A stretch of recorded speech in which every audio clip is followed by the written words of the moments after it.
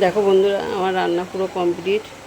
এখন বসে গেছি আগে বনিয়ে আর ভাইকে ভাত খাওয়াবো, তাই ওদের ভাতটা আগে বাড়ার জন্য।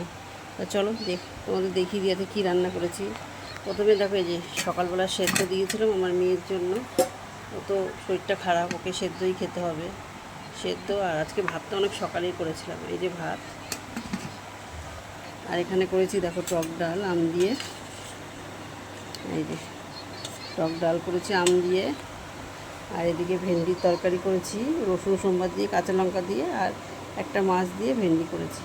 দারুণ লাগে ভেন্ডির তরকারিটা এইভাবে খেতে, কোনো মশলা দিই না, আমরা মশলা ছাড়াই এভাবে করি। আর এটা করেছি দেখো আলু দিয়ে, চিচিঙ্গা দিয়ে ফলি মাছের ঝোল। এই যে কোনো মশলা দিলে, হালকা করে একটু জিরার গুঁড়ো দিয়েছি, দিয়ে এই যে ধনে পাতা দিয়ে এই তরকারিটা করেছি। গরমকালে ঠান্ডা সবজি খুব ভালো লাগে। আর করেছি পটল ভাজা। পটল ভাজা অনেকগুলো করেছিলাম, সকালে ভাত দিয়ে খেয়ে নিয়েছে। আর এইটা করেছি দেখো, এই একই ঝোল ফলি মাছের ভাই বোনের জন্য আলাদা করে তুলে রেখেছি লঙ্কা ছাড়া। ওদেরটা তুলে তারপরে এইটার মধ্যে লঙ্কা দিয়েছি। এই জ্যান্ত মাছ তো, ওরাই ঝোল দিয়ে ওদের ভাতটা খাইয়ে দেবো।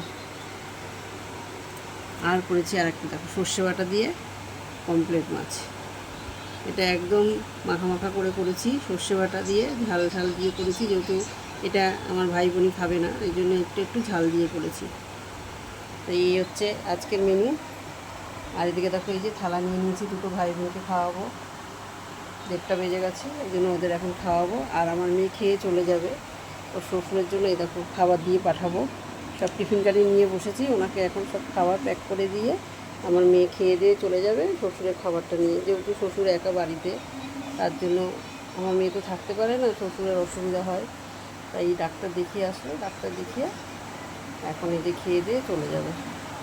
এখন দেখো না ঘুমাচ্ছে, শরীরটা এতই খারাপ, এখন ঘুমাচ্ছে।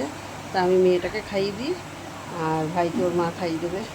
তো চলো ওদের ভাতটা এখন বেড়ে নিই। এই খাওয়াতে খাওয়াতে 2:30 বাজে, একদম 1:30 বাজে এখন বসবো, 2:30টার সময় পুরো খাওয়া শেষ হবে। 1 ঘন্টা পুরো লাগবে ভাই বোনকে খাওয়াতে। তো চলো, আজকে মেনুটা কেমন লাগলো তোমরা অবশ্যই বলো। যে গরমে এর থেকে বেশি কিছু আর আমি রান্না করতে পারলাম না। আজকে আবার আমি ছোটো মেয়ের বাড়ি চলে যাব, মেয়ের শরীর খারাপ, ওকে তো একা ছাড়া যাবে না, যেহেতু বাড়িতে কেউ নেই, তাই আমি যাবো ওর সাথে। তা চলো, এরপরে তোমাদের যা ভিডিও দেবো সব ছোটো মেয়ের বাড়িতে, ওখানে যা ভিডিও করবো সেটাই তোমাদের সাথে শেয়ার করবো। তো চলো, এখনকার মতন টাটা।